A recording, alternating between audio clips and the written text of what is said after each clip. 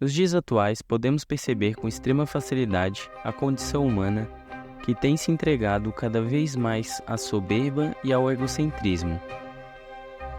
A busca por atenção desenfreada, tanto nas redes sociais quanto na vida real, tem se mostrado uma prioridade para as pessoas, e durante essa procura por constante reconhecimento, a frieza espiritual acaba tomando conta do coração humano. A frieza espiritual pode ser caracterizada por um conjunto de fatores, que não se limita apenas pela desobediência ou incredulidade, mas também em alguns casos acaba ultrapassando limites do desrespeito, chegando até mesmo a blasfemar do nome do Criador. A frase "nem Deus afunda este navio" é frequentemente atribuída a um dos engenheiros do Titanic, supostamente referindo-se à confiança na solidez e segurança do navio.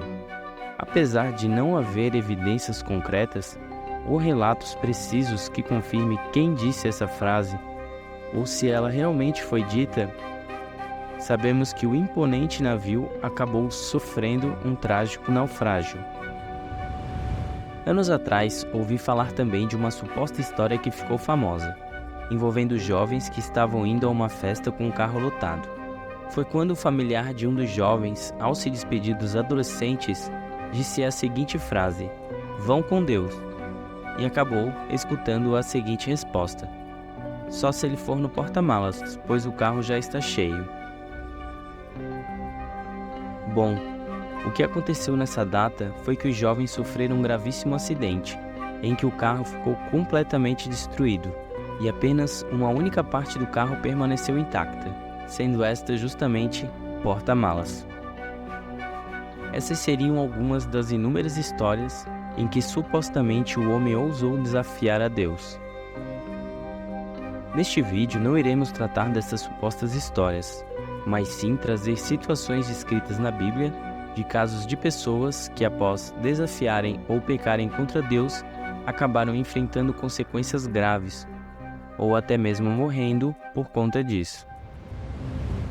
As Escrituras Sagradas demonstram que após o pecado, a morte entrou no mundo, como está descrito no capítulo 2 do livro de Gênesis.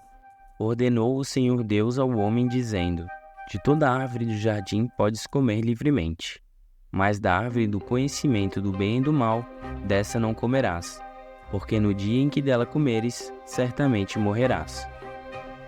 A desobediência expressa à lei de Deus, cometida pelo primeiro casal, acabou resultando para toda a humanidade essa experiência de que praticamente todas as pessoas irão experimentar, a da morte. Digo praticamente, pois durante toda a história houveram raras exceções em que isso não ocorreu, ou seja, indivíduos que partiram sem precisar passar por essa experiência. Mas isso seria o caso para um outro vídeo. A punição através da morte era extremamente comum, principalmente na Antiga Aliança. Um caso clássico aconteceu durante as 10 pragas do Egito, em que, por causa da desobediência de Faraó, um espírito de morte acabou levando os primogênitos de todas as famílias egípcias da época. Faraó não foi o único a desrespeitar a autoridade de Deus na história de Êxodo. Sabemos que o Criador se manifestou através de Moisés. E aquele que se rebelasse contra a liderança de Moisés estaria se rebelando contra o próprio Deus. Foi o que aconteceu com Corá, Datã e Abirão. Estes homens insistiram em desafiar Moisés em ato de grande rebeldia, se colocando contra as ordens de Moisés e dividindo o povo. Deus, ao julgar a causa, puniu com grande severidade estes homens, abrindo uma fenda no qual os 3 homens e os demais envolvidos caíram, sendo completamente engolidos pela terra, confirmando assim a autoridade de Moisés diante de todos.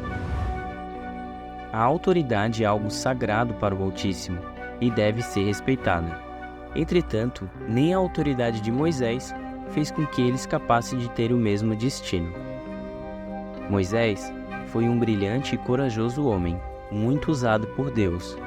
Porém, o Criador não tolerou o ato contrário que Moisés realizou ao ferir a rocha com seu cajado, a fim de fazer brotar da rocha água para o povo, em vez de apenas falar com ela, como Deus havia lhe ordenado. Isso ocorreu no deserto de Zin, quando o povo israelita estava sedento. Por causa dessa desobediência, Deus disse a Moisés que ele não entraria na terra prometida. A interpretação comum é que essa ação representou uma falta de fé e obediência à instrução específica de Deus. Por conta disso, Moisés foi proibido de entrar na terra que ele tanto havia liderado o povo para alcançar. No entanto, ele teve permissão para visualizá-la de longe do topo do Monte Nebo, antes de morrer. Não dar ouvidos aos verdadeiros profetas do Altíssimo na Antiga Aliança foi uma das principais causas de desgraça entre o povo. O desrespeito e a falta de temor durante as exortações fizeram com que muitos homens perdessem a vida, dentre eles reis e poderosos. O apreço pela santidade sempre foi necessário para o bem-estar do povo, especialmente no tocante aos objetos sagrados que na Antiga Aliança muitas vezes representavam a própria presença do Altíssimo. Acessar algumas áreas do templo sagrado sem estar devidamente purificado poderia resultar na morte de tais pessoas. Isso também poderia ocorrer facilmente caso alguém sem devida autorização ousasse tocar na Arca da Aliança, que representava a própria glória do Criador. Este foi o caso de Uzá, que por não ser um levita, não tinha permissão de encostar na Arca da Aliança, e ao desobedecer esta proibição, morreu imediatamente. Muitos cristãos acreditam que estas punições se restringiram apenas ao Antigo Testamento, o que não é verdade. Apesar de não encontrarmos tantas histórias de pessoas que morreram por terem pecado contra Deus na Nova Aliança, podemos ver que o mesmo sucedeu com um casal de nome Ananias e Safira. Ambos morreram após terem sido confrontados pelo apóstolo Pedro, devido terem mentido ao Espírito Santo. Esta mentira foi após terem se comprometido em ceder um pedaço de terra aos apóstolos, para que dividissem o ganho entre a comunidade de Atos.